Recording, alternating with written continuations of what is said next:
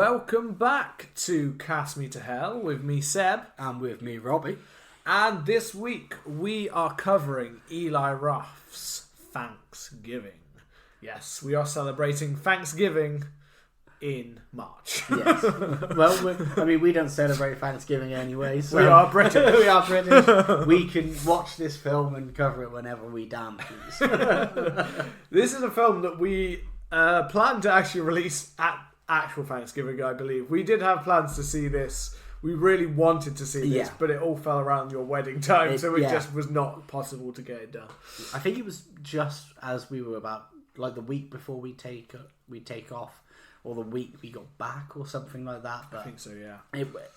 We planned to cover it, but we just couldn't get there in the end. And it's a shame, because it wasn't in cinemas for that long over here. No, it wasn't.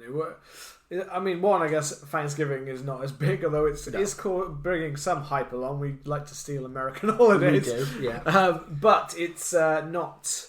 The film was not as big over here as it was in other areas, but it still did pretty well for a modern slasher kind of thing. It was a pretty well-received film. I mean, it's got a high percentage on Rotten Tomatoes. And, what is it, 78 or something like that percent? Yeah, good percentage, and it warranted enough that a sequel's been greenlit, and Eli Roth staying on for it as well, which gives me hope for it. I mean, he's had a proper passion for this one. Yeah. This obviously was inspired by Grindhouse from Quentin Tarantino back in 2007 when he did the Grindhouse double bill. Yeah. Of Planet Terror and Death Proof. Yeah.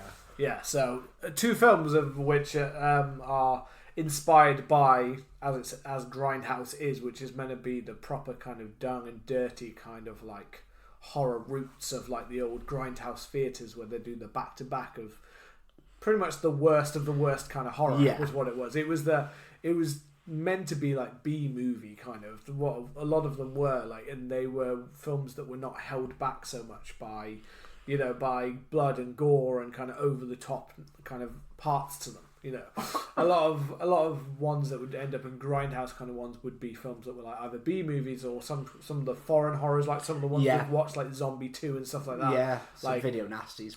Cannibal Holocaust, stuff like that. Some of those kind of films would end up on those kind of Grindhouse theatre kind of back to back. I mean, imagine back in the day. Like, I love the idea of being able to go to like a drive-in and you're just basically got a night where you're watching two back-to-back horror movies. It would have been great, but you also know with the audience at those days, somebody would have been beaten off next year. That's the only thing. Like, in front of you might have been a fantastic film. On either side of you, there's two people just getting like jerked off. Yeah, so two dudes just jerking it. And you're like, okay, eyes on the screen, boys. That kind of thing. Yeah, you wouldn't have paid full attention back in those days. Well, before we get into it, I will do my cheap plug, and I will remind you to hit that like and subscribe button. This year we are grateful for all of you guys listening and checking out and leaving us lovely reviews, and we will be giving many more thanks if you continue to do so. I don't know how to fucking weasel that in. Of course I fucking did. So as I mentioned, this was a short trailer that was in Grindhouse originally, and if you haven't seen Grindhouse and you didn't get to see the trailers, or if you haven't seen it in general, it is available on YouTube. I don't know if you've revisited the trailer. I haven't revisited, but I remember watching it because my brother got Grindhouse on DVD, and I remember Machete. I remember obviously I remember Thanksgiving, and I remember Werewolf Women of the SS. There was also Don't by Edgar Wright, which is basically a whole trailer that just constantly says don't, and it's full of so many, like, if you look back at it now, it's literally just chock full of British stars, like all in like early parts, like, and it's just like one of those classic, like, where they've taken like a British horror and American audiences, like, basically just like they add the don't, like, it's where American, not like, there was a lot of films back in the day like Foreign and things like that where they where American studios would buy these films up that weren't like making much traction, and then they would sell them, and they'd turn a film into one that's like, basically it has nothing to do with it. Like, they'd take a zombie film, I think, and they'd be like, oh yeah, like zombies in Manchester or like something like that. Yeah. And then another one would be like the zombies at your door or something. So it's like, oh, it's still zombies. And then for some reason in America it would be like the knocking on the cabin. And it's like, what the fuck does that title have anything to do? And I'm sure you've seen several horror films where it's got like 3 different titles in 3 different countries. Yeah. And there's always one of them. And quite often, for some reason, it's the American one where they think these really obscure titles help to sell the film. Like, we're not going to tell you there are zombies in it. It's like, well, you can literally see there's a zombie. Like the old like David Hess kind of one, where they'd have just a weird poster and it's like, what film are we watching here? Like, House I can't tell what this is. Yeah, that kind of thing. Like, So it was cool. All of the trailers. Machete is the first one that actually became a full film. That one didn't take very long. That was like 2010. There's also Hobo with a Shotgun. Yeah, that was fun. That became one. I haven't actually seen that one. It's good fun. I've seen a few times. I've seen like the 2 or 3 Machete films. I saw them. And then obviously there is now a third one that's finally been made, and that's Thanksgiving. After Eli Roth has been going on about it for literally for years, for 15 years, he's been going on about this film, that he's going to make it, that it's on his list, and he finally got round to doing it. Yeah. Now, in the original trailer, it is one thing that excuse it for me. This film, to come straight out of the gate, I thought it was really fun. And I thought it was good. Yeah. I don't think it fully lives up to the grindhouse nature of the trailer. It is brutal, this film, in parts. Yeah. But I do think this somewhat feels very commercialised version of what was actually quite meant to be like quite a B-movie, gritty-looking horror. I think Eli Roth has taken it slightly more commercial. I'm not saying that's necessarily a bad thing. I'm just saying this is definitely more than the original trailer, which had some much darker, like black dark humor, and much more kind of gritty. For instance, the turkey on the table being a human, and then that one it's like this big turkey where a whole naked body, legs are properly turned up like a turkey, and it's got a turkey timer up the ass. Yeah, like stuff like that, like proper brutal kind of like there's more kind of that B movie like.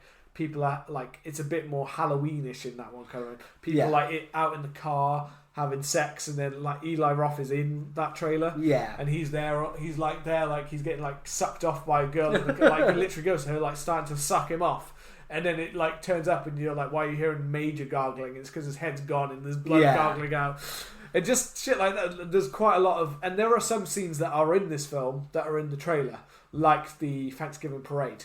Yeah, you got the lopping of the turkey's head, which you see later. Although it's Carver is the one that does it in that, not what we get in this film, which is a slightly different costume. Yeah, which is also somewhat inspired by another classic horror. Yeah, I'm very similar to yourself. I watched it, and at first I was thinking, okay, they're kind of leading for that, Grindhouse, golden age of slasher kind of vibe. Yeah. But the more I watched it and the more it went on, it reminded me very much of kind of that slew of early 2000s slasher films that we got. Like the My Bloody Valentine remake was the one that stood out to me the most. Films that I think are really good and really enjoy. But yeah, less kind of on that exploitation vibe and more on that like mystery, like, oh, who is this who's doing it, what's going on. Very My Bloody Valentine, or let's be honest, there's teases to Halloween like there was in the original trailer. Like that opening scene coming up to the house is classic Halloween shot.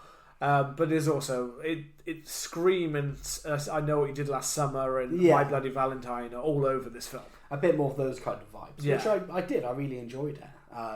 I think like just to kind of get into it straight off the bat, I did not. So it leads up to this kind of, we get two kind of different families leading up to Thanksgiving evening. For some reason, from the opening of the film, I was like, oh, this is going to be set during like the 70s or 80s. But then actually watching it all seemed quite quaint. The whole when Patrick Dempsey's officer comes into the family home and he's like, with the family kind of being joined in, and it all feels very like it did feel quite even I know that's what they wear, but even the cost, like the outfit was a bit like, is that like set in the past kind of thing? Halloween, Halloween 2 police officers. It is kind of but the more then it very quickly became like, oh no, this is modern day, and we get to like the Black Friday opening of Right Mar or whatever it's called. Yeah.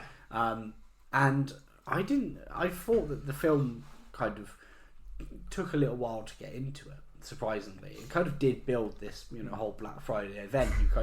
You got an introduction to the main characters.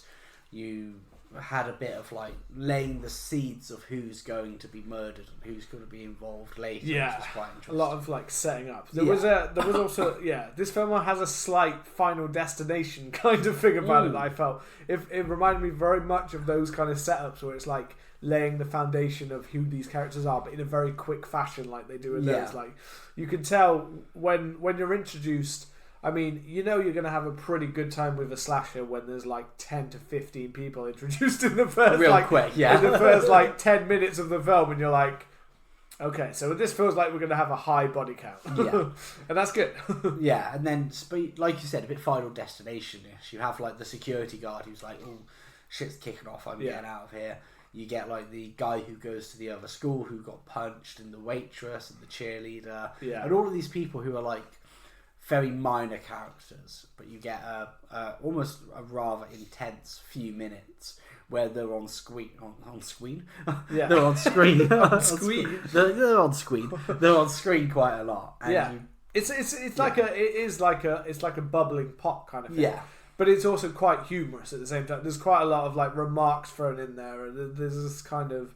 There is a bit of this whole opening also has a little bit of like a wink, like I'm taking the piss out of the fact that you guys are fucking mad sometimes. Yeah. Because you see like these videos online of people just going fucking crazy in America, and sometimes over here. At one point, I don't think we do it quite as big as we did, but at one point we had like. There was like 2 years or so when our supermarkets decided to be like proper American Black Friday, where they were actually like opening up late at night and they were like doing proper like cheap deals in like Asda and stuff like that. Which never went. And it just didn't go. But like literally, like there were people like fighting over a TV, like someone being dragged along by a TV, and that was over here. Whereas in America, this is like a yearly tradition. Let's go fight it out. Yeah. Come in with your best like dueling, fully, ready to fight. But I did not expect the opening to be quite so brutal. Yeah, I heard that it was like about something that like after a tragic events on Thanksgiving. But I didn't think that they would do like a Black Friday thing. For some reason, my brain, maybe because I don't know much about Thanksgiving, my brain's like, oh, it's not going to do. Didn't link the things together.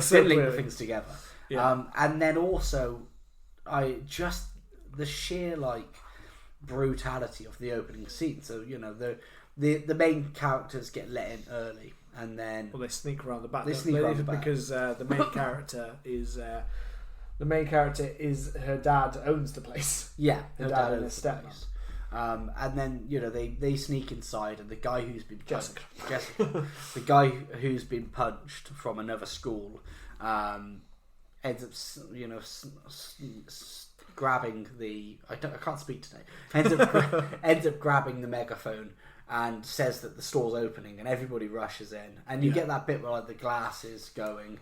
You get like Hank or Noah, because people are getting crushed. Basically, they're getting crushed because they've come forward too quick, and they're all pushing behind them, but they can't get in. And the guy, the security more guard, like nervous security guard, is trying to open the door, and he can't find the right key. And you have that just one really cool moment when like everyone's in the store. You've also got obviously the setup with the wife, who has come to give her husband Thanksgiving leftovers because he's having to work. And he's suddenly been taken out in the middle of the meal. So you've got like that setup of her being in there, and there is one thing that it keeps feeling like you feel like the setup is actually going to be the husband. That's what I thought. It felt like the husband was being totally set up, like you were just waiting for him to suddenly get like crushed or his head stamped on, or like I think he was going to get shot. I thought somebody was going to get that. Like it was him, definitely was, because I didn't even think about her even appearing in the store. So when she does like moments before, because you've got you've also got the kids inside antagonizing the crowd anyway, because they've got like the latest iPhone in their hand. Like fucking I've already got it. Like we can buy it now, bitches. Like. And everyone's getting pissed, like mad as fucking crazy. But that moment when the glass starts to like slowly like cracks down, and they're like, fuck. Oh, fuck. And then boom. That dude getting just like slaughtered down onto the thing. Like the metal pole goes like fucking down, crushes into him. Yeah, he's just snapping his spine. And then the one guy who gets his throat slit on the glass. I didn't expect that. I was like, what the fuck? I thought like, oh, we've got to get like, okay, we're going to get the store owner or the manager, the husband. He's got to die. Yeah. And that's going to be just the like catalyst. Not just some random dude who just tries to weasel and gets his throat slit. It's the fact he keeps going and runs over to get a waffle iron, and then goes to get and it just dies out on the ground. Again. And then someone just walks past. That's some of the dark, like that's some of the humour that he's like pumping into it about like no one gives a fuck. Like they'll slam each other down. There's a lot of dark humour in it because we get. What do we get? I wrote down the deaths because I found it so funny. So we get the lad who's crushed by the door. We get the guy who's supposed to be like the star pitcher, Bobby, I think his name is. His wrist fucking cracked. Stomped and cracked, which is his hand literally twists up and round. Yeah, it's like, fucking hell. We get the dude getting his throat slit and then still grabbing the waffle line, which was so funny. And then we get the store manager's wife, the one who went to bring him the stuff.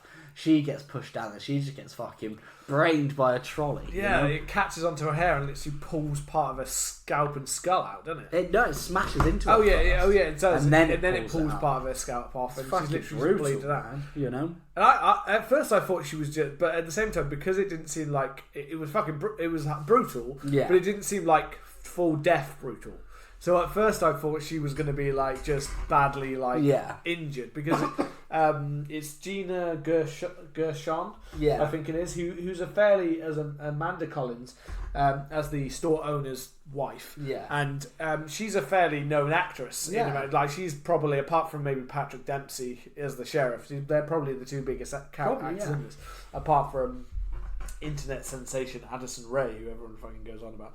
I didn't know it was Addison Rae until afterwards. But for modern audiences, she's by far the biggest. But for Patrick Dempsey, for others, is probably the bigger one. But Gina Gershon is also very well known. So the fact that she's off, literally, I wasn't expecting to be off in the first couple of minutes. So she's kind of a stunt cast there. Yeah. But to her to get brained like that, like you don't expect it with the trolley pushing through. It's a brutal death. Yeah, it's real swift. And then it's just like everyone reacting to it, like what the fuck is going on? And then obviously the second that we see it happen, Mitch Collins is like screaming his head off, drops to the ground, and then the sheriff finally like inside there, Eric Newton, Patrick Dempsey, he just blasts into the ceiling. I was half expecting him to just start blasting. Yeah. So anyway, I started blasting just around the shop. That's what I mean. Just gun them all down. Like this is it. So it's a brutal. It's a really good open. I think it's a good introduction to a lot of the characters. Yeah. There was a bit in the car with the kids before, which I found really oddly cringy, where they were all like singing along to some song, but it seemed really like, I don't know, it felt really out of place to me. The bit just before they see the store as they're driving by, they're all like bopping along and singing along to these songs in the car, and I don't know why. It just didn't feel natural at all to me. Yeah, I mean, I think I remember. For some reason, the version that I was watching, obviously, I went through the high seas. For a little bit, it had like the music was banging loud. And then the talking was really quiet. Yeah. So I didn't hear much of the dialogue for that. And then it fixed itself out. It is quite. On mine, actually, it was pretty much like that anyway. It was like going over the top. Like a lot of them were just mouthing along to the song or singing along to it anyway. But it was a bit of a what is happening? Like, because they at that point they hadn't really introduced anyone, and you get a few characters like talking to each other. You kind of get Gabby and Jessica kind of talking to each other. Yeah. But apart from that, it's mainly just like, what is happening here? This point feels like an old man writing teenagers. That'd be famous. That's what I mean. It felt like that, or it felt like an older guy being like, I know what the TikTok kids like. Yeah. They're like this, so let's get Addison Rae doing this. And it's like, okay, but I don't get this at all. I don't even know Addison Rae. Like what? She's mainly she's like a TikTok. I'm on TikTok all the time. You're not in my area of TikTok. Yeah, my algorithm is very weird. Yeah. To be fair. And she's also been in a few films. I think, what was it? He's All That. She was in the gender reversed classic She's All That remake. Yeah. And some of those things and stuff like that. The only reason I bring it up so many times is because when I saw the reviews, when I was doing reading Letterboxd and stuff like that, looking at the reviews and stuff like that, or even on Rotten Tomatoes audience things, there's just loads of people fangirling about her being in this, and she was like how amazing she was in this film, and I was just like, she barely does fucking anything in this film. She is a non-character. I've got to be honest. Fits that role of She's just there. She's just there as a side. She says, I was expecting when I'd heard about it, I thought she was going to be. She was going to be the main. Because I'd heard she was. I thought she'd be the main girl, but Gabby as a character doesn't do greatly a lot apart. No, she was Gabby. Yeah, she was Gabby. I thought she was Yulia. no. Even Yulia has more of an impactful scene. Gabby's kind of there, and even later on, Gabby's there and gone, kind of thing. Yeah. So it's she has scenes with the boyfriend in the car, obviously, and stuff like that. Shows how much I know about Addison Rae. Yeah, that's right. So she was the kind of the best friend kind of thing. But okay, I thought it was Yulia. No, she wasn't. I was going to say Yulia had a bit more to do, and I was like, yeah, no. She was the other one, sat at the front, and I just remember being lots of scenes and being like, I thought you were going to do something, but you're not really doing anything. Even when she gets taken, you don't even see that part because they cut they've cut that bit away. I don't know what it was, but I just couldn't understand why people were as if this was her film, and it was she's well down on the list of characters we get to know in this film. I can honestly say by the end of the film I can't remember anything about her character, and you didn't even remember who it was. So that's what I mean.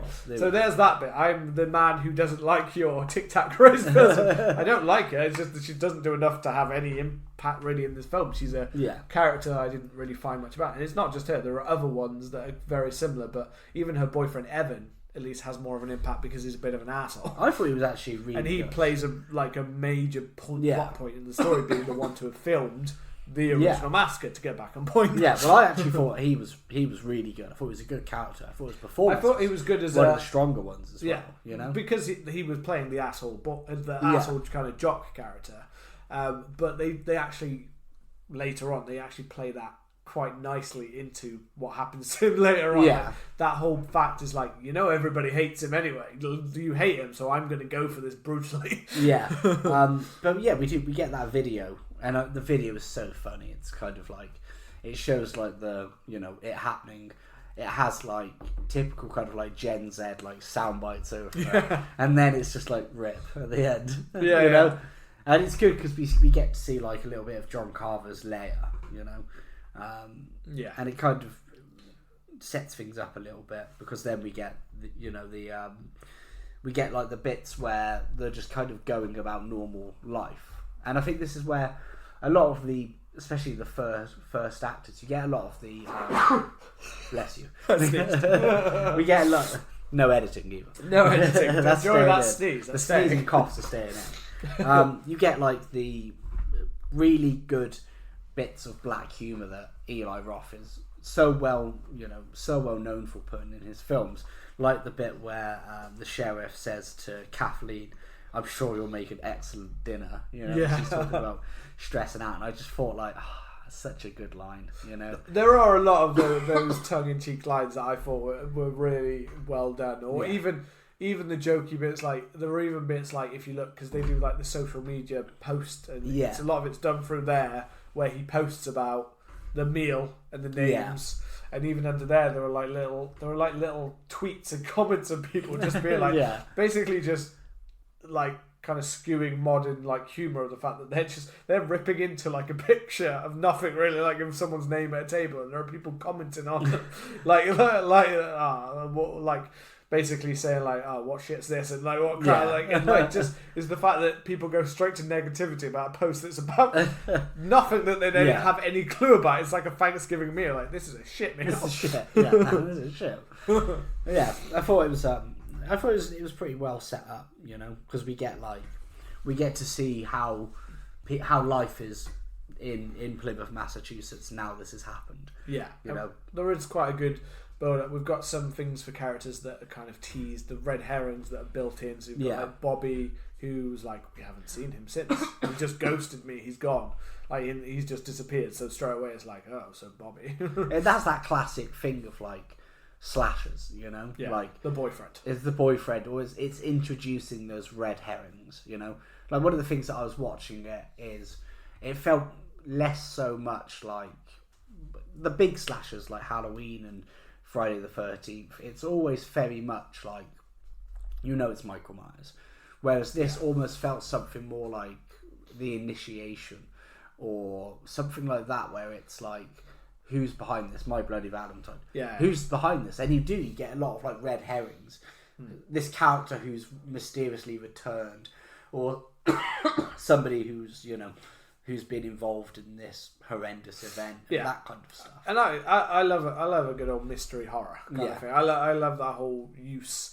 I love the whole basically like Agatha Christie stylized into a horror film kind of thing, extra horror given. Yeah.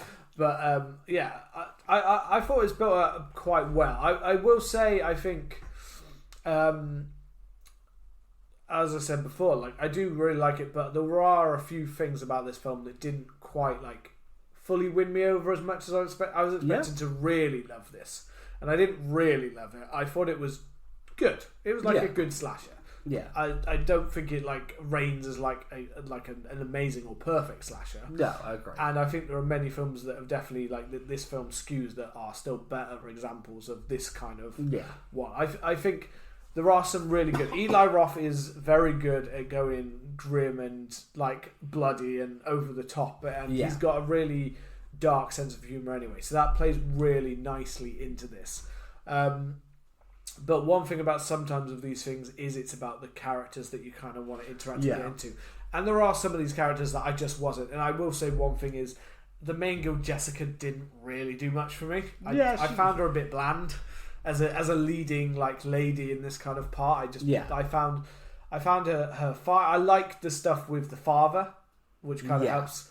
I think that her father's really well cast as this.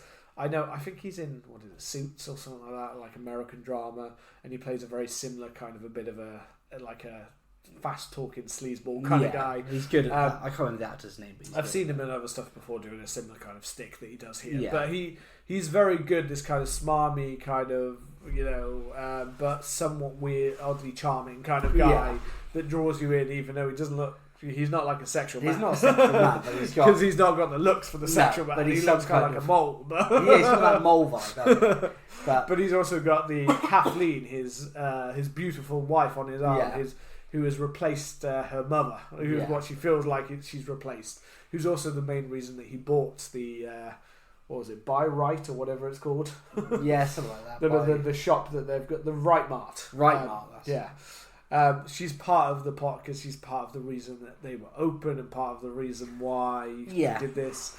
So she plays a fairly substantial role in this kind of constant. But that's a lot of what we get from her as a constant kind of either Bobby's gone, or we get I hate my stepmom. It's very much those. It's kind of those two avenues, and I don't think all the characters are like that well fleshed out.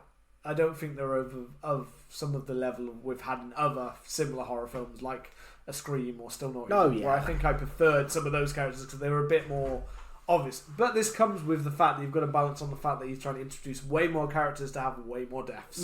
So it's that thing, and that's what I'm saying. In terms of fun and gore and things like that, it's that kind of leveling out of.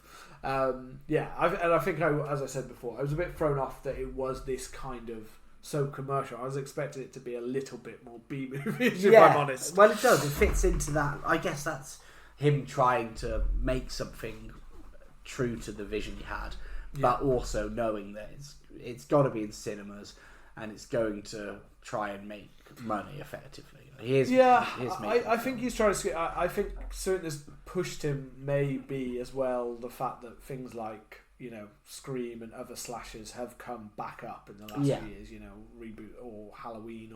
There's a lot more of that back in, and it feels like maybe it's pushed him to be like, well, a lot of people are liking these right now, so maybe I should skew my script slightly more towards that. And at the same time, I mean, Eli Roth, he's done well as a producer, but as a director, he hasn't actually been that successful, and he has been on a somewhat decline over the years. I mean, he hasn't directed loads in a few years. He's got. In fact, he's done the Borderlands game. He's done the film of it, which still isn't out. So he had to actually leave. He couldn't finish the whole production of making the Borderlands film. Yeah. So he did like a proper studio temple, but then when they needed to do like additional footage and stuff, he was like, well, I can't do it because I want to go and do Thanksgiving. Yeah. So he went off to do that, so then he gave it over to another director. Some stories online say that he was forced to give it over to another director, so I don't know about those rumours. Those things do happen. But so he's been on that kind of, stuff like that. Like you said, Green Inferno, which I haven't seen. You said that was really fun. I found it really fun, but I don't think that was very successful. No, it wasn't very successful. And there's not huge. When I think, I'm trying to think of Eli Roth films, and though I like Hostel, I can't say he's ever done like a perfect horror. No, I don't think he has. He's not got quite the sensibilities. A lot of people say he's a better producer.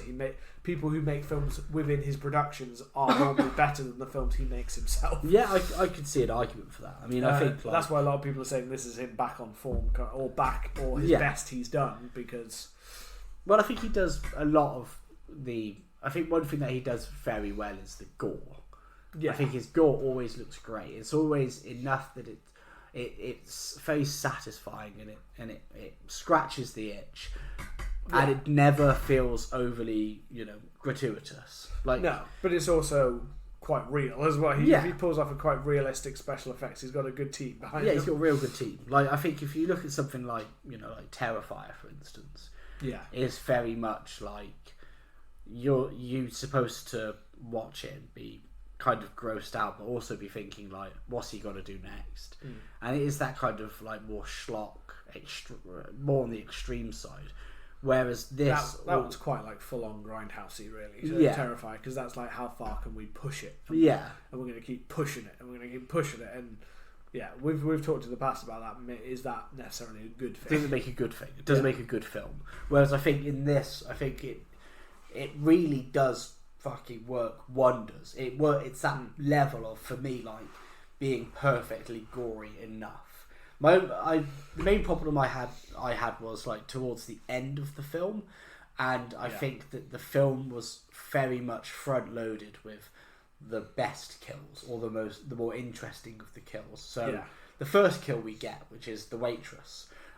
Who was one of the people at the the events. I forgot how much I like this, because I remember I thought the trailer had ruined, because I saw the trailer in cinema, and I was like, it looked like it was a very like Jason X-y kind of death, like frees her face and then basically like kills her off, or drowns her and then cuts her head off or something like that. Is what it looked like in the trailer. Like it. It teases it very well, and it does. It works great where like John Carver kind of like does ambush this waitress, and John Carver looks really cool. It's a cool looking villain. Cool look. And then he dunks her head in the water, puts her head against the freezer, and starts to peel her skin off. Yeah. And you get the axe, and you're like, oh, he's got to fucking decapitate her. Yeah. She peels herself away. The axe goes in, and then she tries to open her phone, and obviously her face is too mangled. Yeah. And then you get it where like she tries to like get off and jump and run away. Yeah. And he gets in the car, and I thought she's got to jump into the bin and make it. Yeah. And fucking smashes the car. And the top comes down, and this won't surprise me, because I don't know why, but my head just didn't go there. Or me. It didn't go there at all. I was like, it's not what you expected to do. It's just her getting sliced in half. Just sliced in half. Yeah. Yeah, it's a really cool, effective one. It adds some. I don't know why, it adds something to it. And that was another kind of in my head. Like that was almost that Final Destination-y part in my head. I don't know why. There's a few deaths in this one that are quite Final Destination-y. Yeah, that's. And it's like because that one's a kind of, it's a left turn like you don't expect in this kind of slasher. Yeah. To have someone get like brutally like torn in half, but not by like an axe or a thing. It's literally the chance that he manages to catch the bin at the perfect time to clop her in half. And then she's put up on the right mark with her legs like spread apart, like that kind of. I really liked that bit when I'm just going to say Patrick Dempsey. Eric, I think his name is, the sheriff anyway, comes in and is like, get that body off of that sign kind of thing. And then you just got the guy like, how do I, like, trying to throw the sheet over the... It's got that black humour to it, you know. Yeah. He's definitely got this running, like, John Carver's got his own quite personality, which I quite like.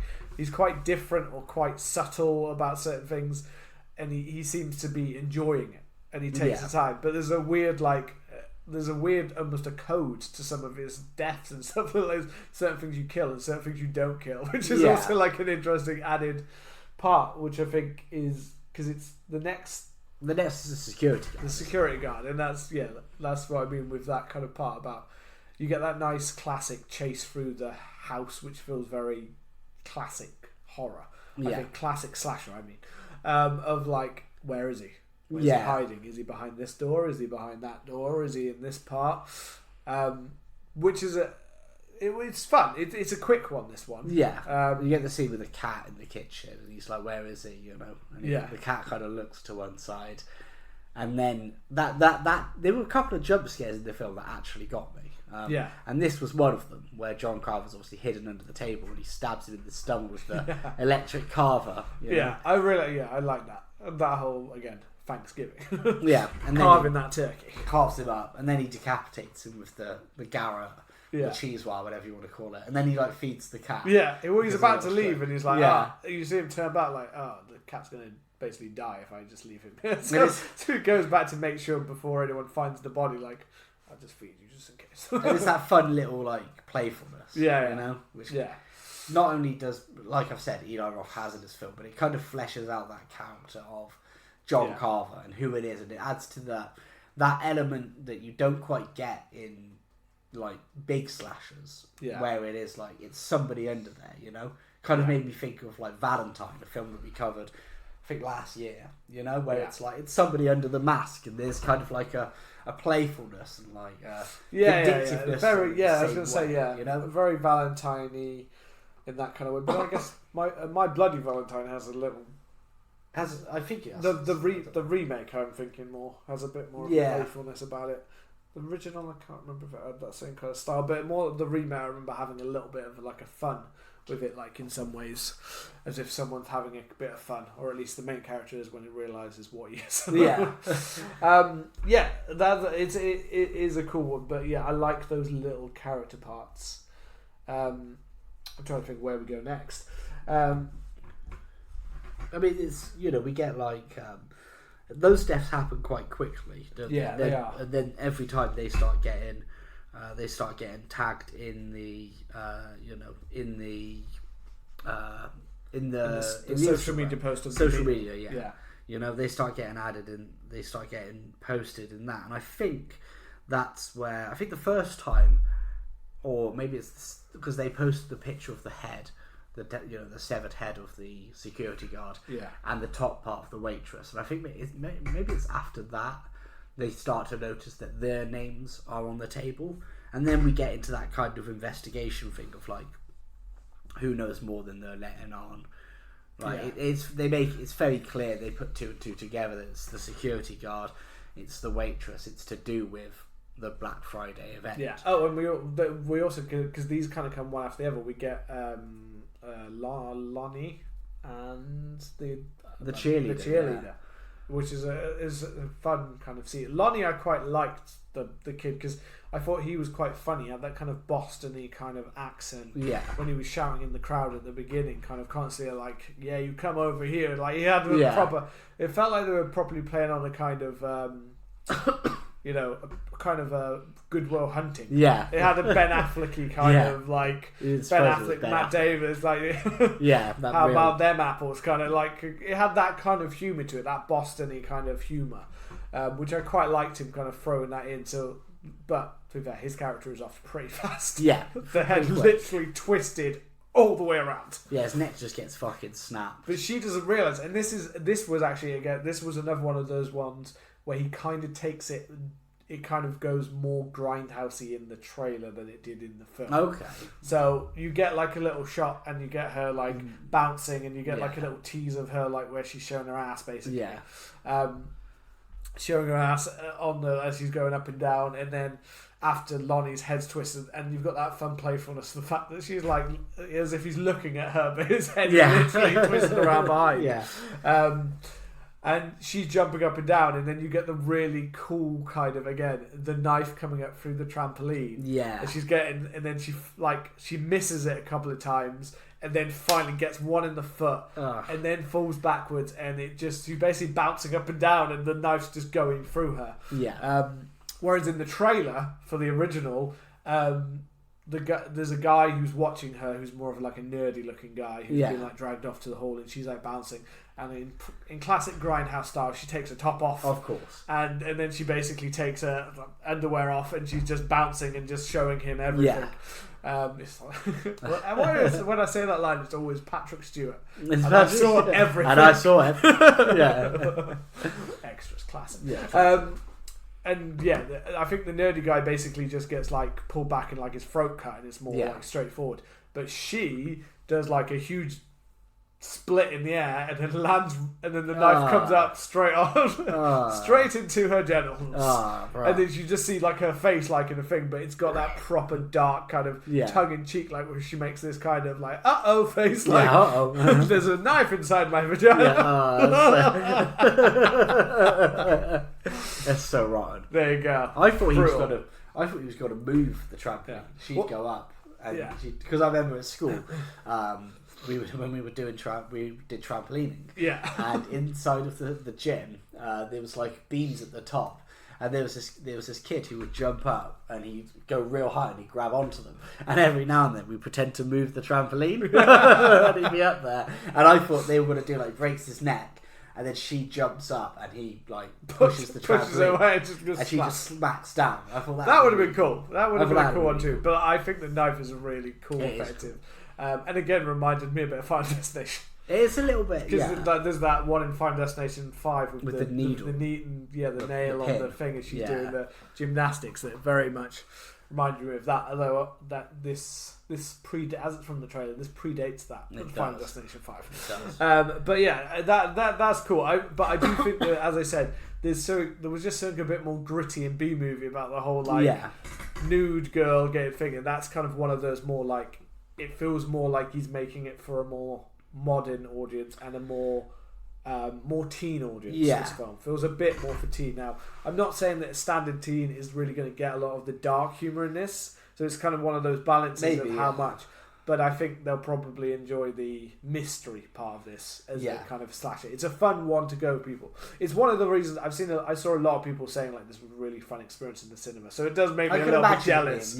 Like people said like. A lot of the reviews, in fact, were like, it may not be like perfect, but it's a damn fun watch with a crowd. I can imagine that, man. Yeah, I can imagine that what they were saying, like shouting out and stuff like that. Really cool part.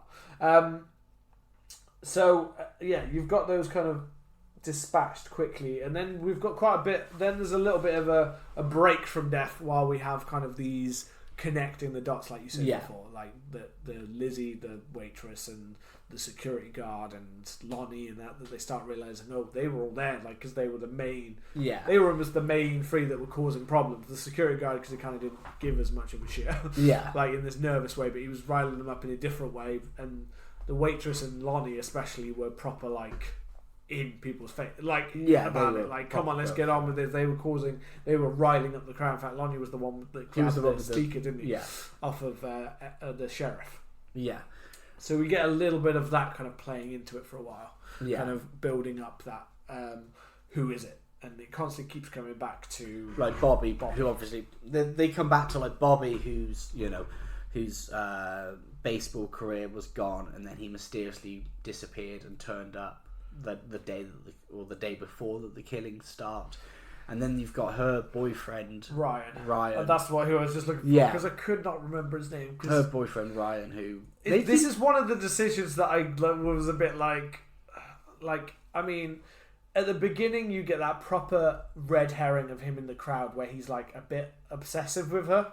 Yeah, you know what I mean. Like at the very start of the film, in the middle of the Black Friday crowd, he's like trying to talk to her, but kind of won't leave her alone. And Bobby's like, "What the fuck are you doing?" kind of thing. Like, but then you get that classic look You know, it's a very Scream kind of one where they used to have like one of the boyfriends or the male characters kind of do that stare off to the side like there's something darker going on. I have a dark secret, you know. And he starts to get implicated because they see that he's hooking up with the security. Yeah, the one that got himself crushed. Him and his mate, the weird little goblin. Yeah, it's like a little Frodo. I love his little goblin, mate. But he's like security for some reason. I was expecting his little mate to get like offed brutally, and he kind of just disappears in it. That was one other thing in this film. This film gets to a certain point, and then I feel like certain characters are just completely forgotten about. Yeah. Even at the very and not talking about the ends and stuff like but there is a point at the end when it's kind of like, so there were all these characters and they went off, and there's like, I know that slashers don't, but this felt more than the usual. This felt like you built up a lot of these characters, and because you didn't kill them off, they're now just kind of left. I mean, they're there for a sequel. Maybe that's he obviously wanted a sequel. I think a lot of these I assume will just pop back up again in the sequel. Maybe because you have the Goblin Boy, you have the gun smuggling guy. It just at the end, or at certain points, you don't, until you think about it, you don't think. We basically just didn't see you again. Yeah, and you just I think it's at the end. It doesn't feel like perfectly like standalone almost because there's a lot of characters that are like. So what happened to them? Like, there's no wrap up here. Again, sure. Not even like one scene of just like a little like again that's a Gabby thing later on. Yeah, she's gone and was she alive or dead? I was like, well, are you alive or dead? I can't remember what happened. Well, I remember because they get abducted in the school. Yeah, which was another jump scare that got me. Yeah, which was another jump scare that got me. Somehow I never really fall for jump scares, and then I got into this film and just got jump scared at the times I was like.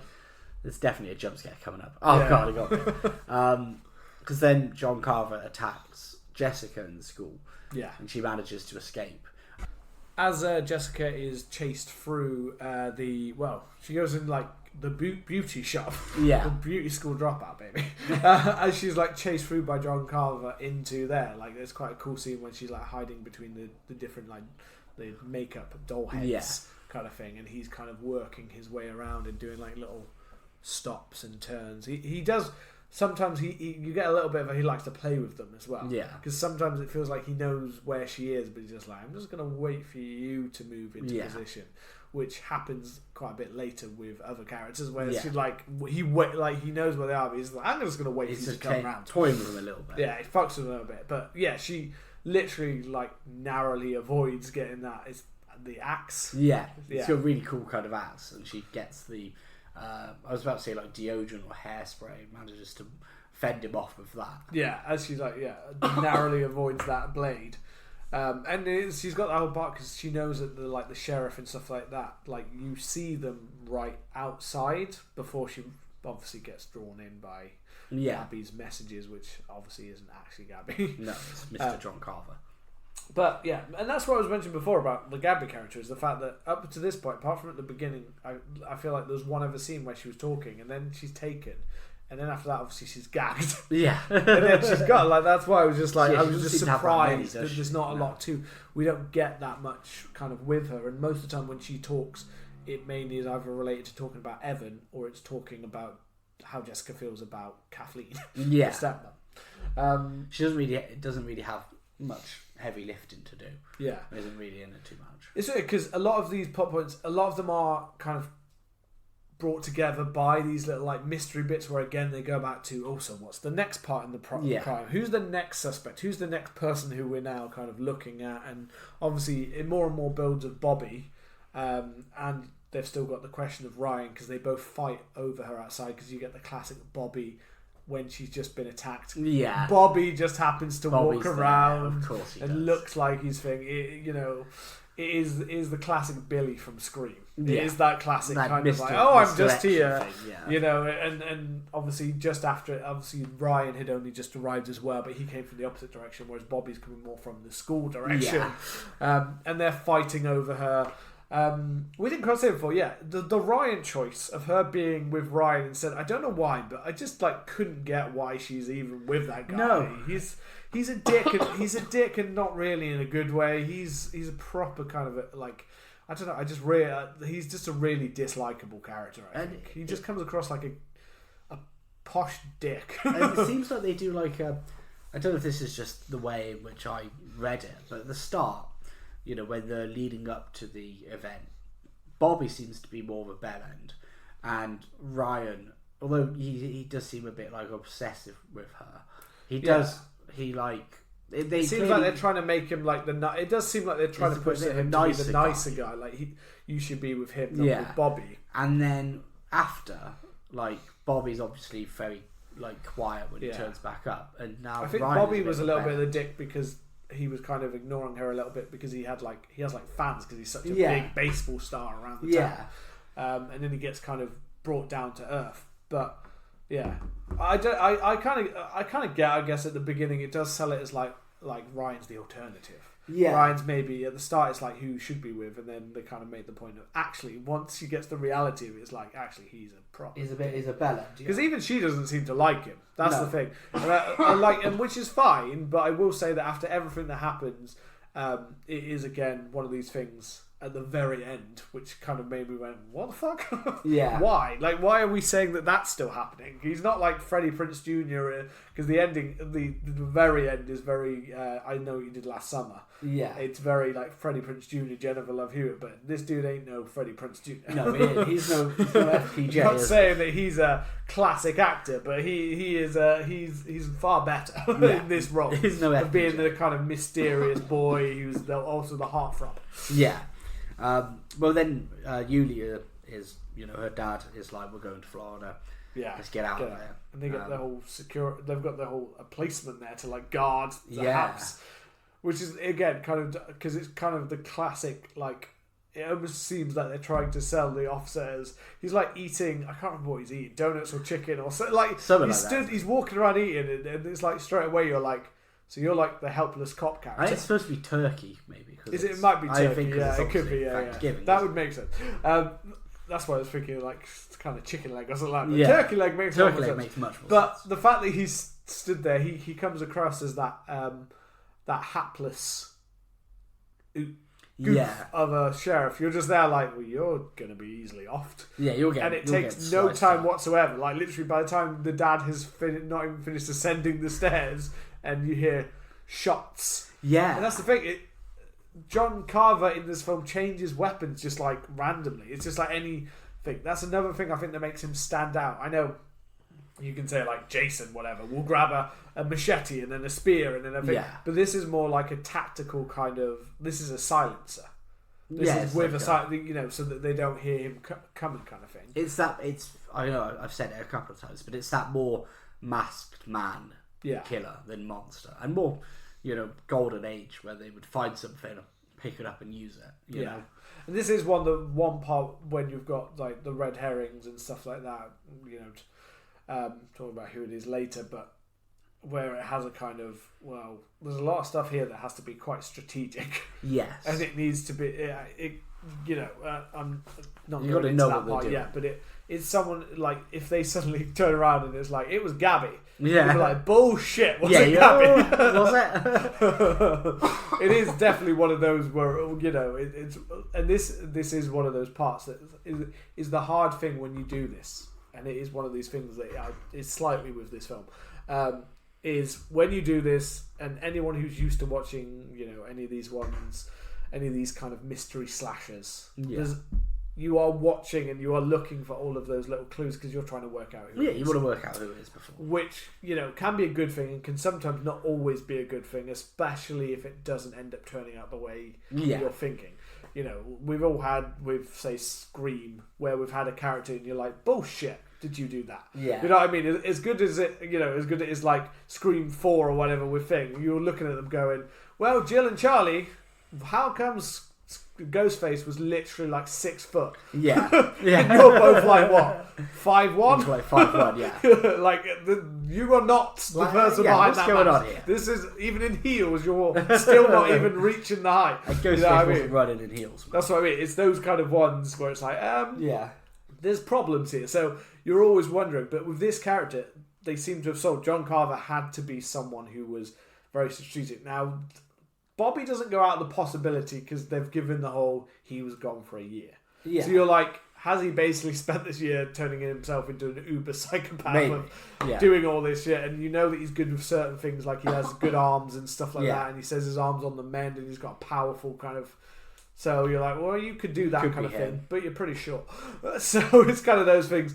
The body type wise, I think it was Ryan. Looking at him, looked like the body type. Ryan and Bobby, I thought, because John Carver is relatively slender and more on the shorter side. Yeah, so he's not like tall, but it's kind of hard because of the costume to get a full lead on how tall, which I think helps in a way because he's got the big hat, the pilgrim hat. Yeah, it kind of adds some layer where it is like, oh, it could be you. And obviously we've got a lot of other red herrings. We've got like the deputy sheriff who is constantly given this kind of dark.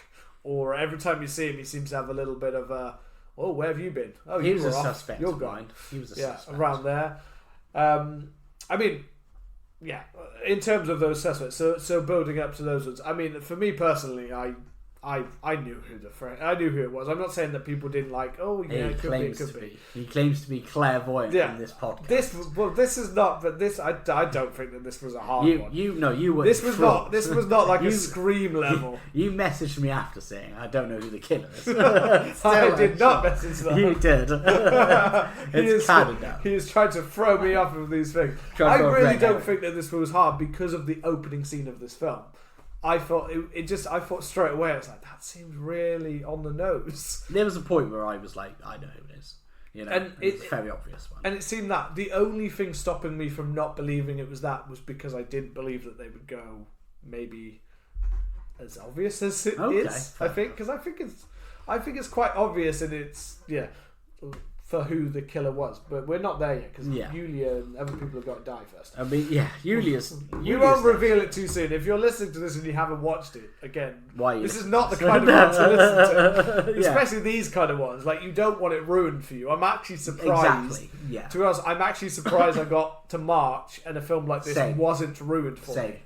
Because I don't know why, even though it was a fancy like that, I kept not thinking of it as a. I feel like I probably would have watched this even sooner if my head seemed to get into the fact that this is a mystery one. And but it could be spoiled. My head kept not thinking of it like that. Oh, I wasn't thinking of it as that kind of slasher, even though I knew it was. But I don't know why I didn't have the same rush to like I need to watch this right now, even though I really wanted to watch it. Yeah, it's a weird. We both talked about it being like, oh, we can watch this now, and then like 2 months passed, and we're like, yeah, we still haven't watched it. Yeah. Well, actually, when I went to first try and watch it.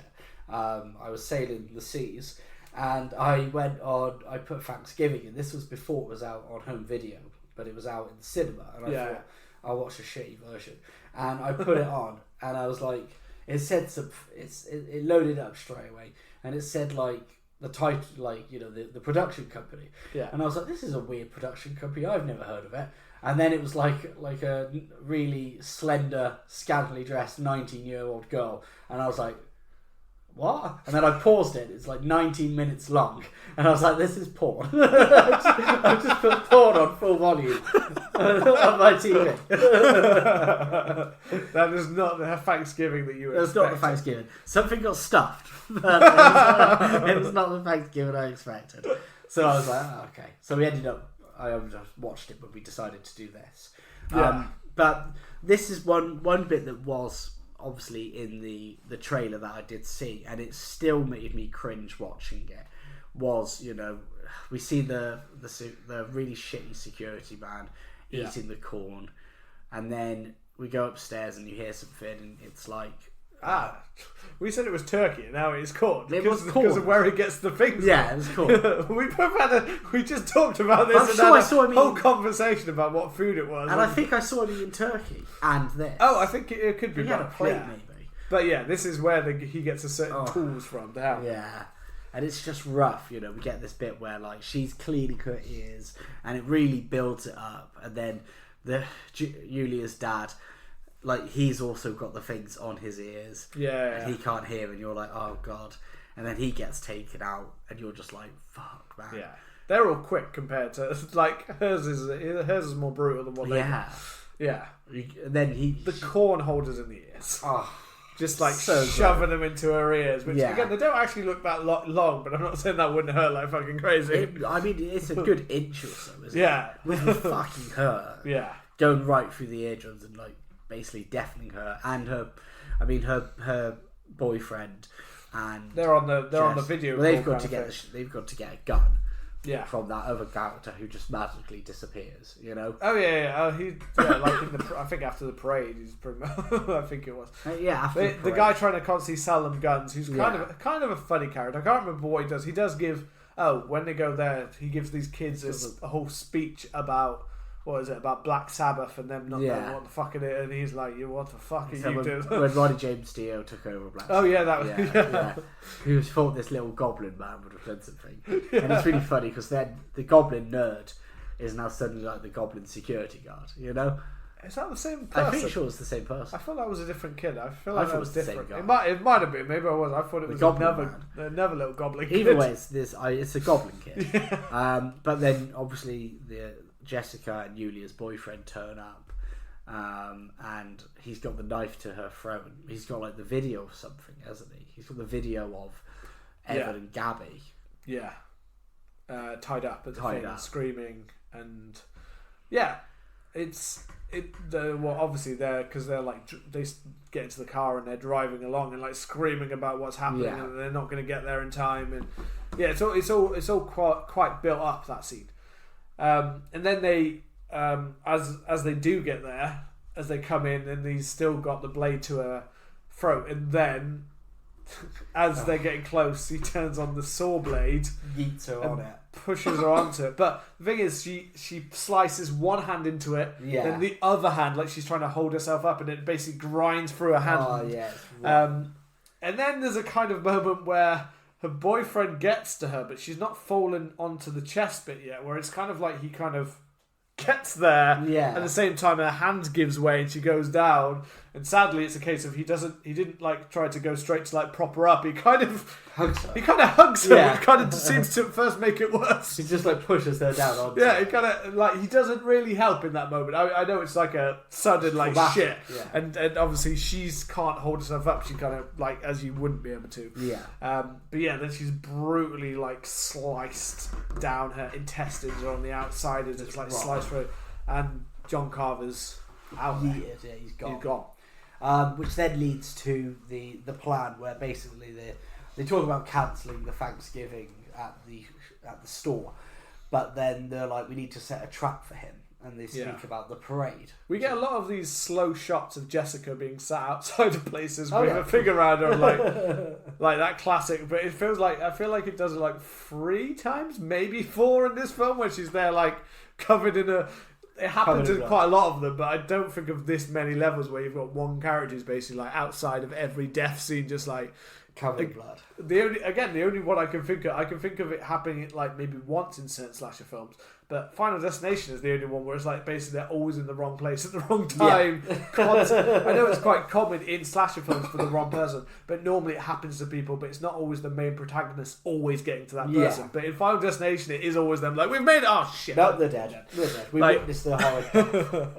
Yeah, and it definitely has a gory factor of that. But yeah, so the plan of basically, let's lure him out. Let's get everyone on the floats. Let's get the dad. I can't remember his name. And Kathleen, his wife, onto the front of it as the pilgrims on top. You've even got Ryan dressed up as a pilgrim, and you've got Jessica in. And what is the other boy? What is the boyfriend's name? Julia's boyfriend. Scooby.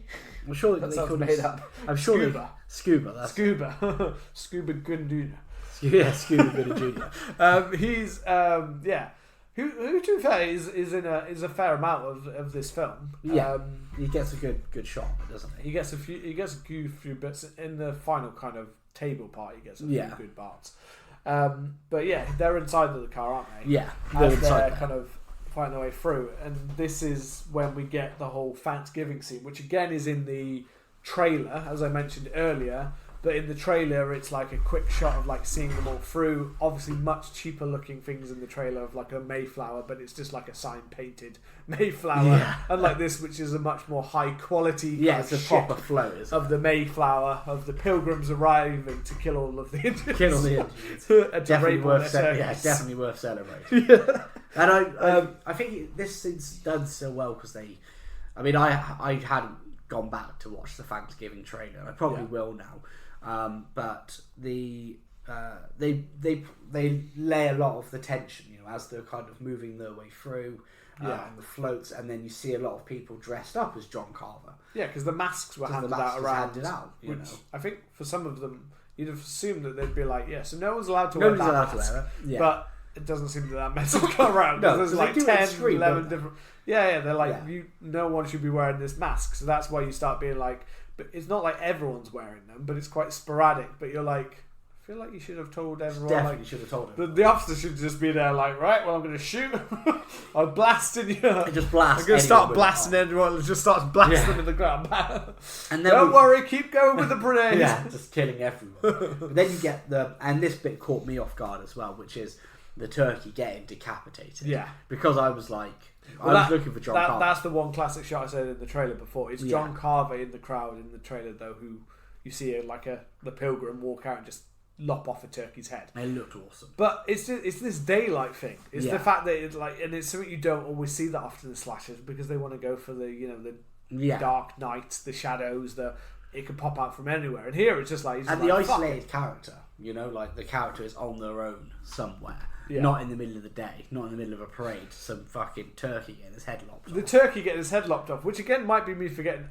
I don't know if they actually established who was inside of the turkey outfit, or me. Which is why I'm wondering now. We talked about sort of like the nerd character or something like that. Maybe it was wondering if he was inside of that, and that would make sense why he suddenly is never seen again. Yeah, maybe I'm forgetting. It could be they might. I feel like they might have shown someone in there because Ryan goes through in the pilgrim outfit. And I'm fairly certain he talks to that dude before, but I just can't remember if he was in the turkey outfit. Which you think you would.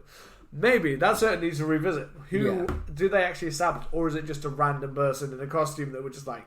But the effect is so cool. Lopping that head off of the turkey. One being Thanksgiving, the turkey holiday, but it's such a cool. Everyone just suddenly like. But there's a little bit of a freak out, but also like did that just happen? Yeah, like a surreal moment. But it's the John Carver, the way he plays. Like everyone's looking for John Carver, so you're waiting for the one to arrive, and then it's like aliens from it's a bit Killer Clown. It's Killer Clown from outer space, isn't it? It's a very Killer Clown mask. Yeah, like very. I was like, that's definitely inspired by Killer Clown. It reminded me of Funhouse. Yeah, there's also like a Funhouse. Yeah. Because it's just like a clown, but it looks real. It's just got a bit of a big head. Is what made me think of. But he's got a whole. Again, it's someone. It's someone who's got a whole strategic, as they say afterwards. Anyway.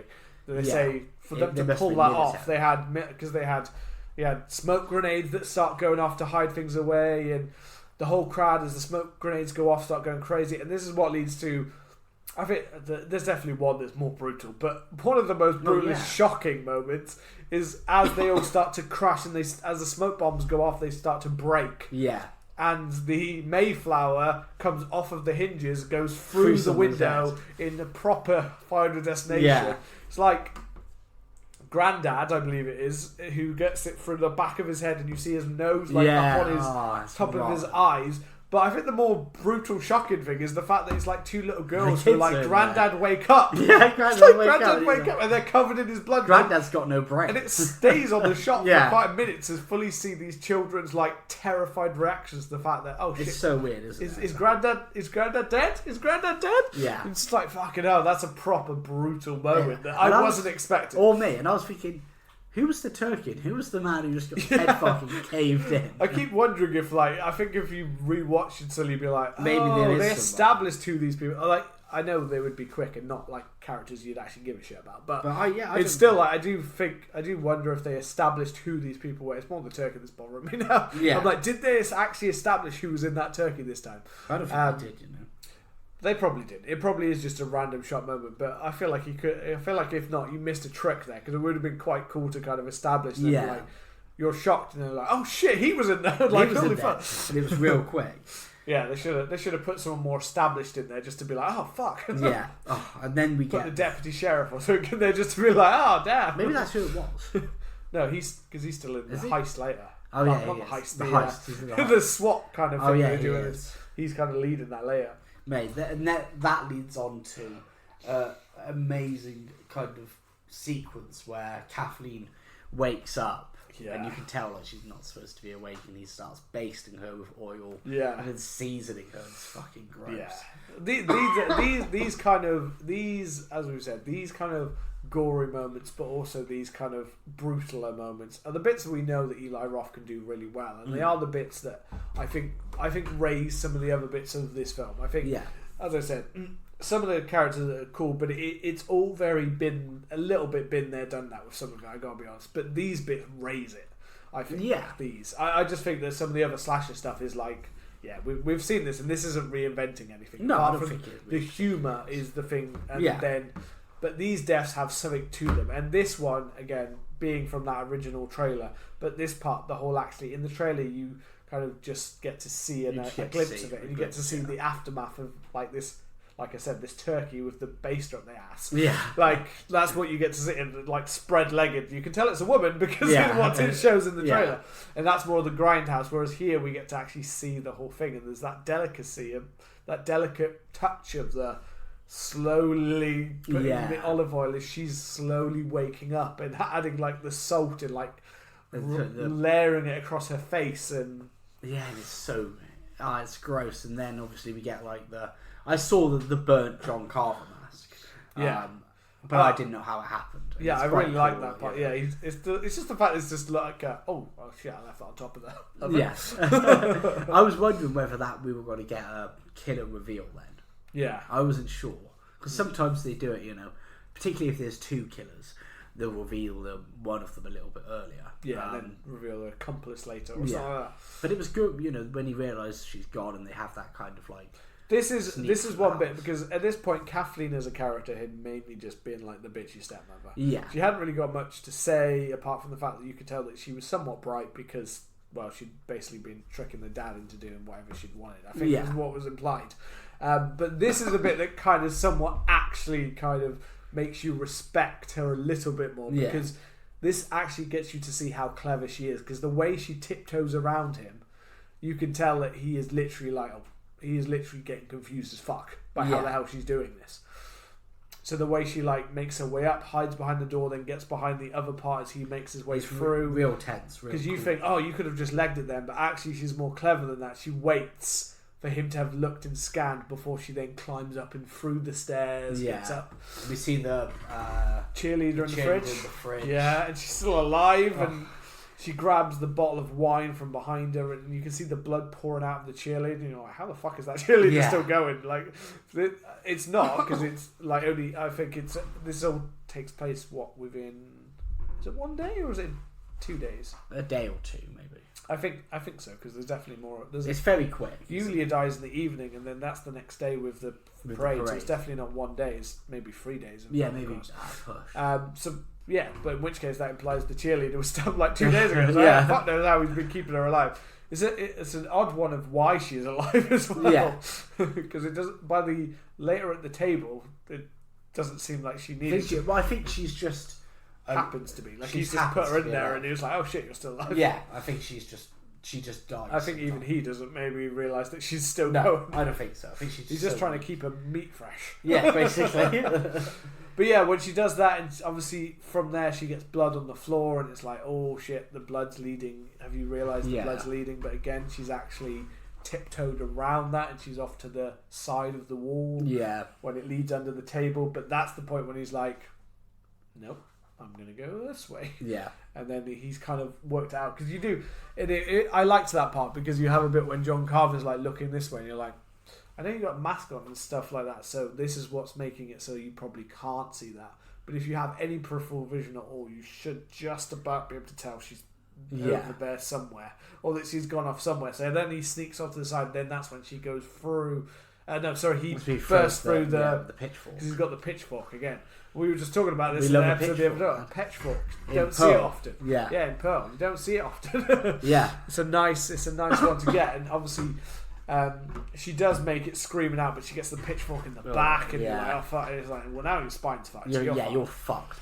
And and it's a weird thing of when she gets put into that oven. There's a part of me that was like, that still oddly felt like she wasn't going to end up being the one in there. Like there wasn't going to end up being the one at the table. Like she was somehow still going to get out. I knew she was fucked. As soon as that pitchfork hit her. Yeah. I think she was fucked, man. But no, then we get that classic burning, which again, when you see a burning like that again, Final Destination 3, the whole in the sunbeds can't help you think of that kind of burning scene. I hate that he opens it and then he sticks the thermometer in her. Yeah. Oh, there's something so black humorous about that, I mean, it could have been more humorous. It could have been the old thermometer up the ass. Could have been. It's just so. But he does it again.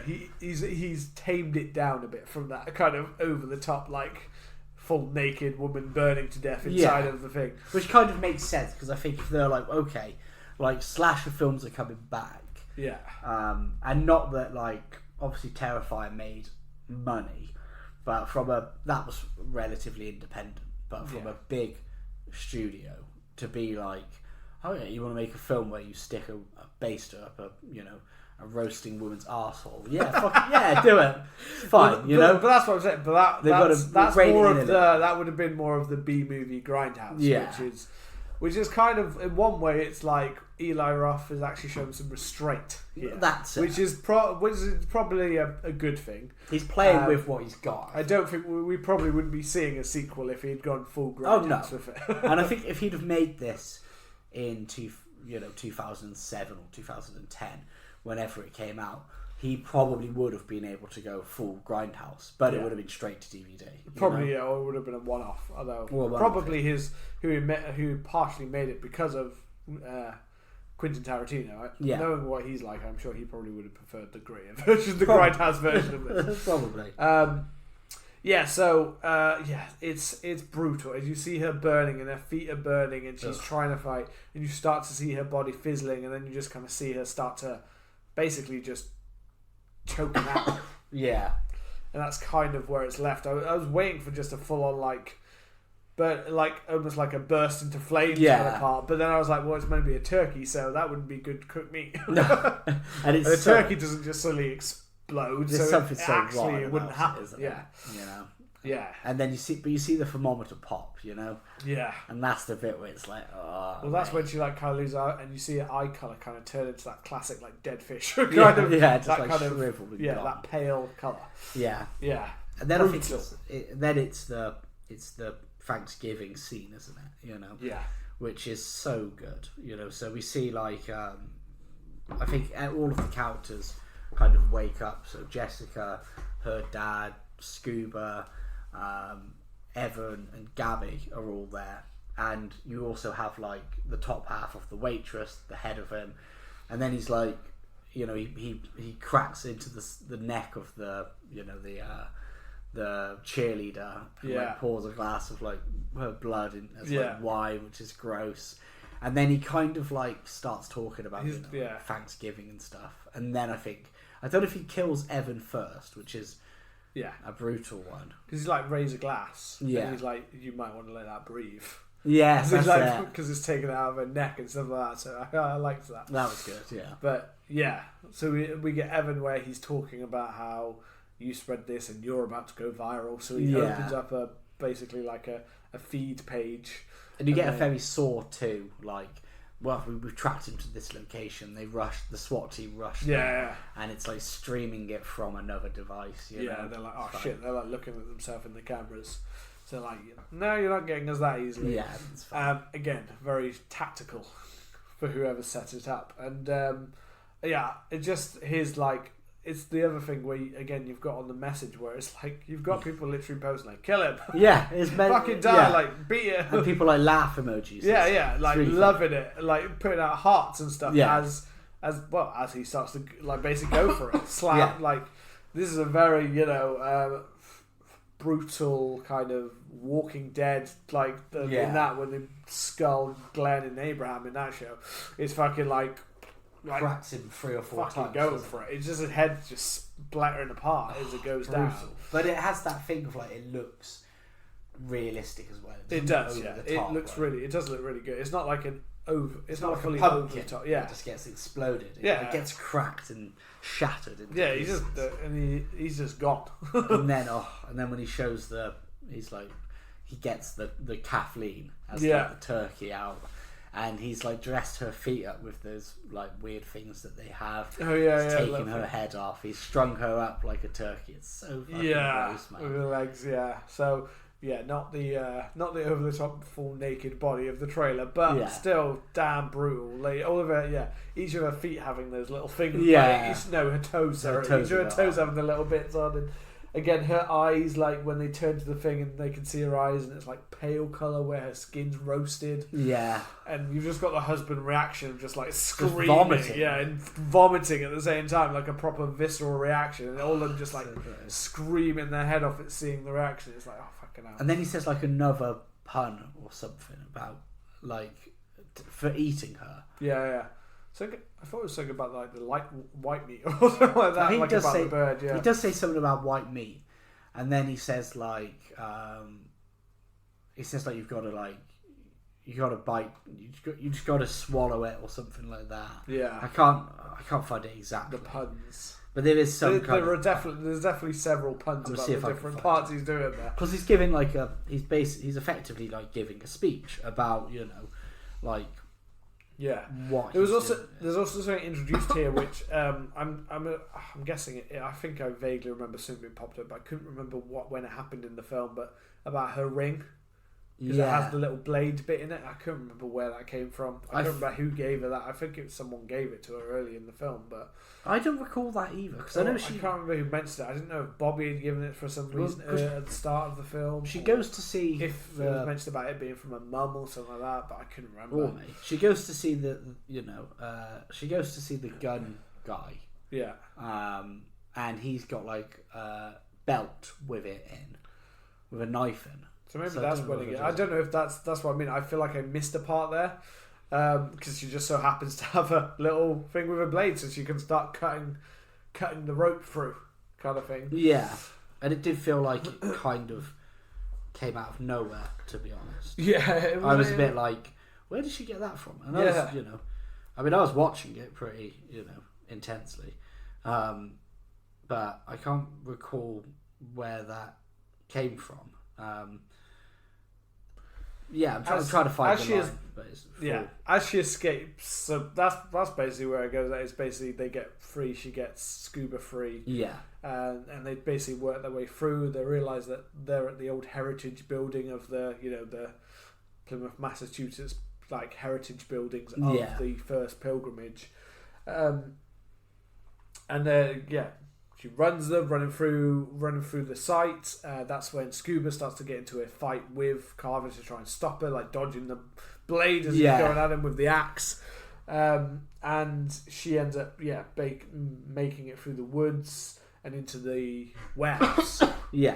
Where she sees Bobby taking off some kind of outfit, which again, if you're paying attention, is not the same. It's not the same as what it is, but she sees him taking off like a hat and taking off bits. Because we saw Bobby earlier helping out to build the parade stuff earlier, because he's like a mechanic now. Well, she escapes, doesn't she? And she is, she's running. Scuba gets like attacked a bit. And as John Carver's chasing after her, they run through this field. She climbs over, this kind of chain link fence. He swipes at her leg and she lands down, and then they cause she like breaks her ankle. She breaks her ankle, or partially does, because she's still moving, but she breaks but it's a horrid land on it. And then as she's running, she comes across the sheriff lying on the floor. And he's got the blood on his head, and he says, Bobby attacked him. And you looked at it and you were like, you're like, there's no way that he's dead, because that was just too like, they're not going to kill him off screen, and that was a major red. I thought that was a major obvious kind of. That's what I got. Herring, to be like, because I was like, you won't, unless somebody is a killer. You're not going to show that. You won't show something like that happening off screen. Yeah, like if the sheriff wasn't the killer, then you would have seen him get hit on screen.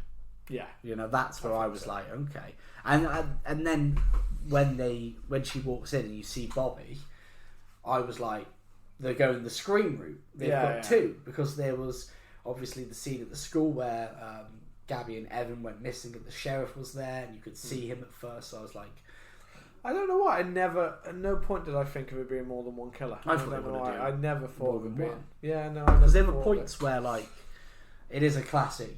Somebody turns up after. I don't know why. I was so set on the sheriff. I think Ryan was the only character for some reason that turned me off from him. I thought his deputy was a little bit kind of odd, but I thought the deputy's not being built up enough.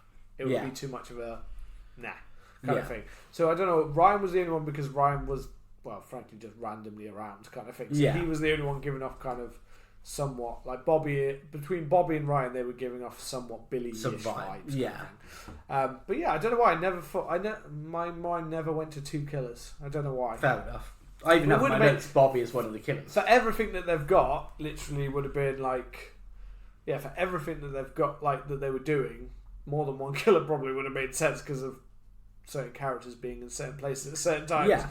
But in this scene, I knew it was a proper like. I knew for a fact. I was like, it's definitely him.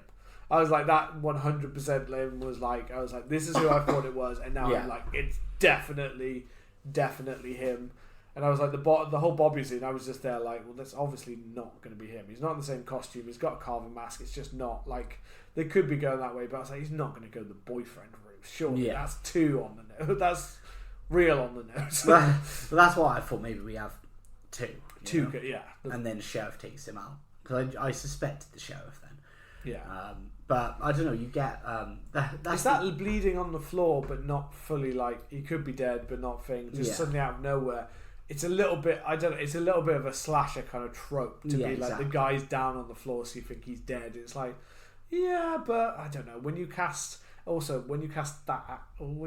actor who's fairly well known, it's like you're not just killing them off screen like that. No, of course. You're not just. You're not having a big event like that happen. You're not having that. Yeah, that's what I mean. So it's just not like that's. It's a little bit. It's the casting part. I think that's somewhat of what gave it away in my head. That was it.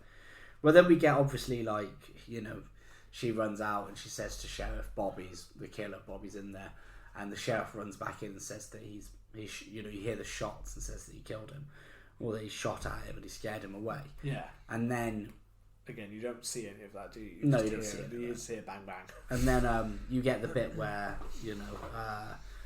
she's kind of they're basically like, it was Bobby who was the killer.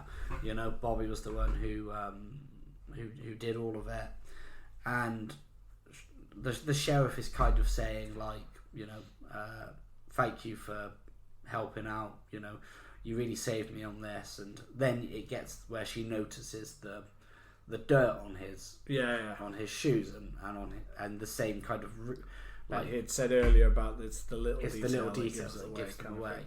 Yeah, and you get a couple of things like that in it where he says like, oh, you'll be really helping me out with this one. All of that kind of stuff, and then she realizes. So this is the bit that the opening scene with him and the wife at the thing. When I said it was all way too quaint, and way too thing. Straight away, I got that was the only thing that kept in my head was because I felt like because the wife appeared at at the market, I was like, it's all going to come back to her. Yeah, and this is purely, I think, that kind of.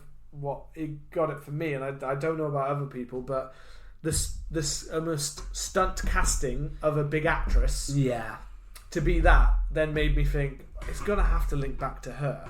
Like this is gonna have. She's like a pivotal death here. Yeah, and I was like, the husband is not. The other thing quite straight away was like the husband would be too obvious, so it's not him, like her actual husband. Yeah, but I was like, no. Sheriff dude, he might be single, whatever, Also, I've got to be honest, but the dude that's known for being like McDreamy or whatever, a sexual that sheriff dude, he ain't single. He's plowing non-stop. He's plowing his way for every woman in that town. Yeah. But when you've got this wife who is, let's be honest, better looking than the guy who's a husband, and you've got the sheriff who's coming around, but just the looks he gives to her. I like these loving looks kind of thing. And I was like, you're not coming around here for dinner. You're ploughing that wife. You're ploughing. Like, that was the part I was like, they seem way too, there's more to this relationship. Yeah. So when she died and he had the reaction and stuff like that, I just couldn't get it out of my head. And I was just like, But that's kind of the problem. That's me like sat there going, I really hope it's not though, because it just seems like it's like when they had Murder She Wrote, and everyone's like, and guest starring Dick Van Dyke or whatever. You know, it's like, so the killer's Vic Van Dyke because anyone who guest stars wants to be the killer.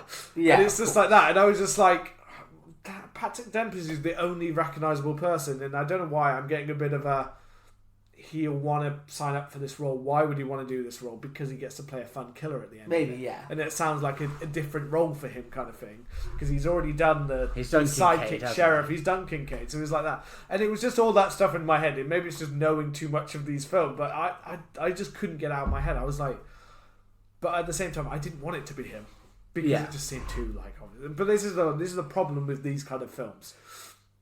There's no way. It's kind of really hard to perfectly do it. It really is. When you've done certain ones just pull you left field and they were like shit. And even then, and even when it was what now seemed like a trope, when you first saw Scream or something like that, it was like, shit, 2 killers and 2 things, and something feels fresh about this, or they'd made it feel fresh.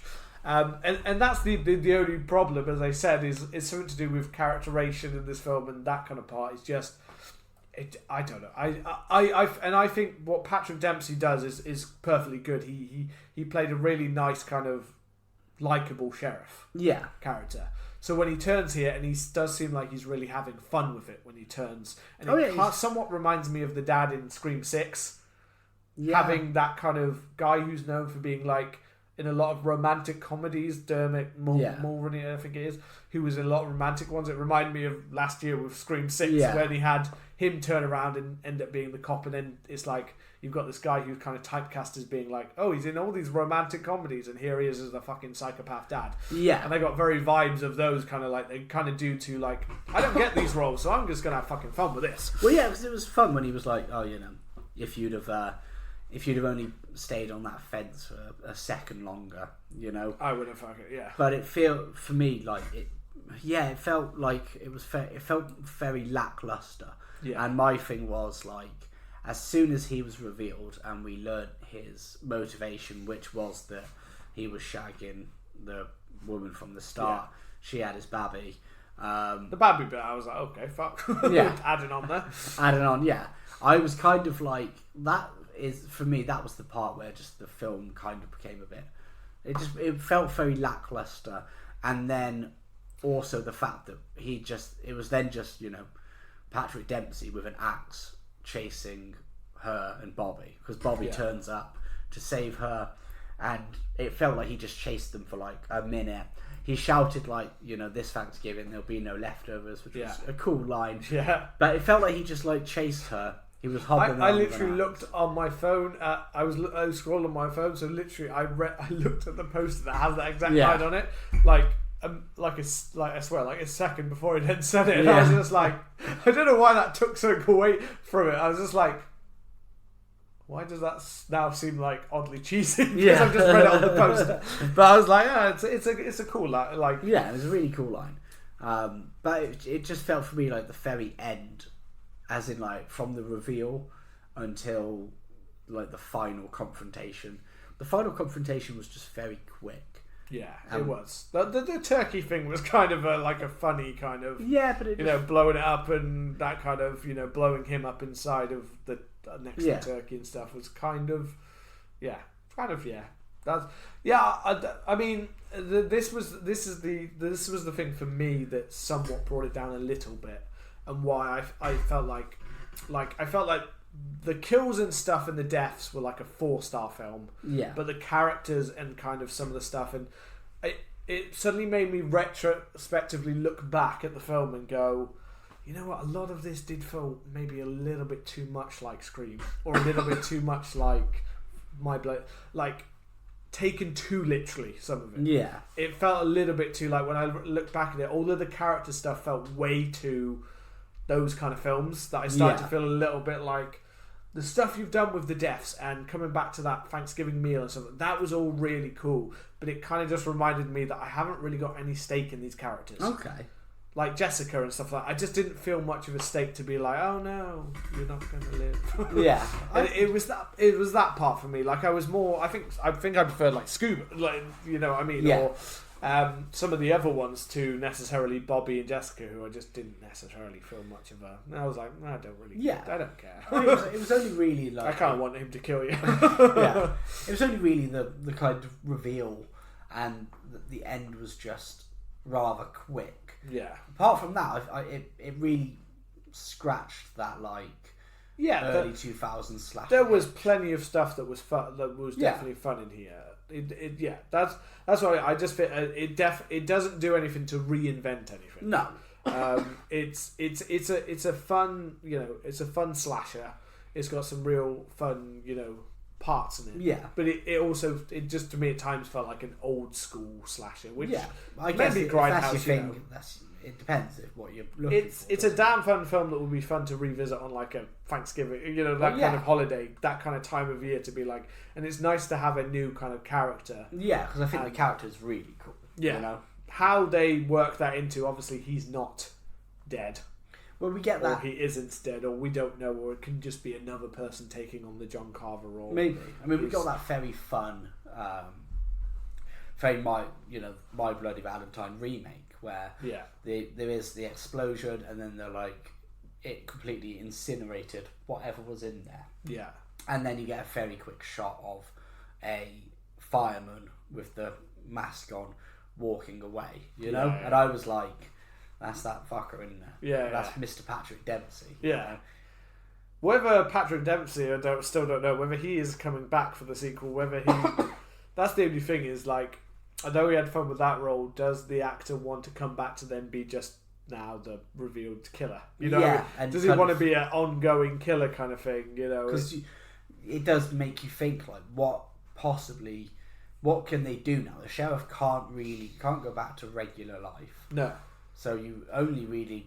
That's the weird thing with having like a mystery killer who's actually could possibly still be the killer that's going around. Yeah. Who's like, so what does he do now? Exactly. Like, where does he go from here? And you obviously, and it's one of those like, yes, you could turn him into some bigger thing. Like he could be, slowly over time into a more supernatural killer or whatever. Which I don't think they'll do. I think effectively you'll just have a stuntman play him for 90% of the film. And then when he's unmasked, you'll just have Patrick Dempsey. That's why I don't... And that's the kind of thing where, like, for some reason, with certain actors, I feel like they're like, I don't really want to do that bit. No, maybe I'm good. Right. And then it's like, they're like, you could just recast him and say his face was melted away. But the fact he's walking away in a fireman's outfit that makes it supernatural if you suddenly say, so dude was burned to fuck, but he was able to walk off. It's like, I'm not so sure about that, because that's why I thought... At first I thought they'll just say he got all burnt up and it'll just be some random and then they don't even have to worry about the human part of the character. Next time it's just he's still about, he's back and he's going to kill you off kind of thing. Yeah. Whereas this feels more like the kind of one where it's more of the next time who's the killer again. Yeah. Like, who is it? That's what it implies, doesn't it? But that last bit sets it up in a weird way, so you're like, I don't know where this is. I don't actually know where they'll go with this. All I know is all of these characters that we forgot about at the end of this film are, I assume, going to come back next time. I would assume be offed again. I mean, I would watch it. Oh yeah. I've got nothing against. I thought this was a good film. I thought this was a fun film. I really enjoyed it. I was just a little bit underwhelmed because I don't know. I just was expecting maybe a little bit harder in terms of the Grindhouse or the thing, or I was expecting something a little bit more retro in some of the stylings. Yeah, I can see what you mean. I mean. wasn't expecting so much of what feels like a 90s horror film. Yeah, you know what I mean? Like, I think I know that is retro now, but 90s, early 2000s horror. It felt very like that. It felt very, and it doesn't really help me with the Eli Roth thing of great with kills, great with gore, great with a bit of humour.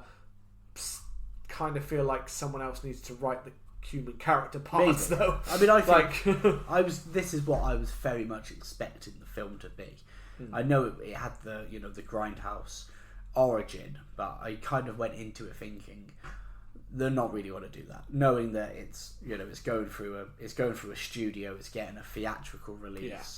They're not going to do that. It's going to be more like a gore heavy early 2000s slasher. So it scratched the itch for me. It was just it does have some bigger set pieces as well. Yeah. Go away from that classic, like the parade and like the table part, like that feel a little bit sometimes like bigger or a little bit more actiony kind of thing. So it does have some of those that do skew away from it. So it is definitely a good fun watch. Oh, they said about the one bit I did find again odd was that which is a complete callback to I Know What You Did Last Summer, where they're in bed.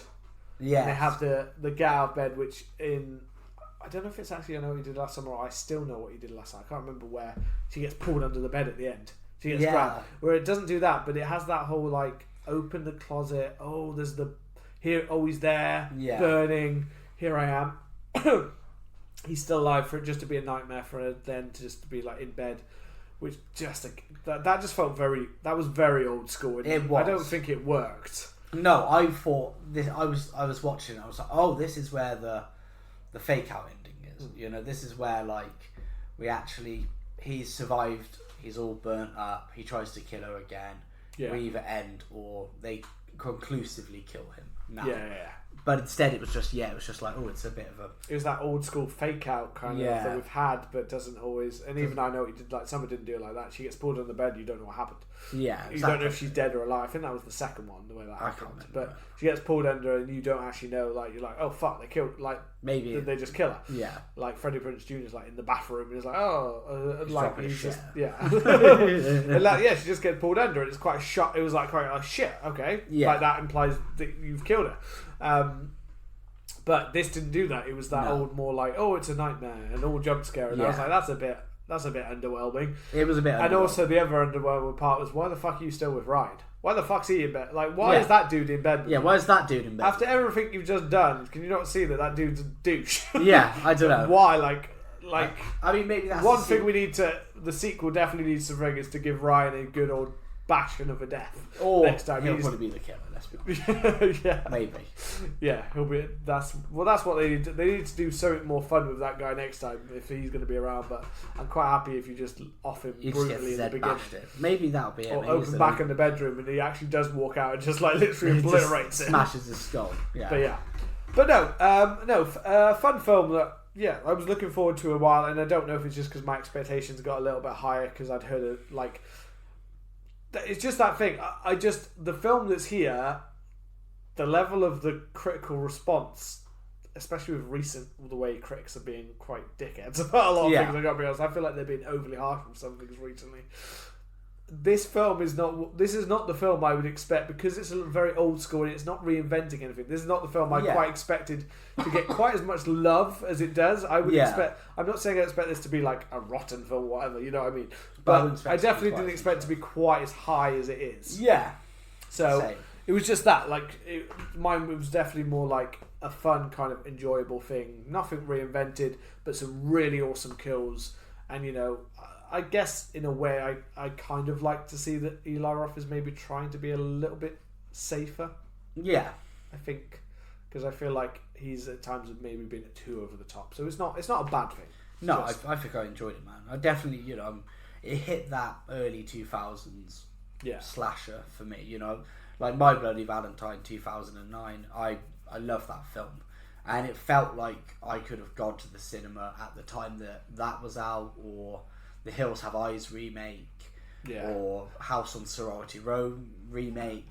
I could have watched this and been You're talking about a time when a lot of people are like, these are really real shit films. Everybody thinks they're shit, but I love them. I'm like, they have fun kills. They're just like updated versions of. For me, it felt more like Valentine, but also then I Know He Did like sort of Scream. Like, it felt like all three of those films were just constantly being like ripped apart. Well, I mean, that's our carving up of Thanksgiving to try and get one more relation to Thanksgiving. So come and let us know your thoughts on this festive slasher. You can find us on Instagram and Twitter at CMTH Podcast. Remember to please hit that subscribe button and leave us a lovely review. If not, you will be basted and put inside of the oven and served up. And take care. We will see you soon. Goodbye.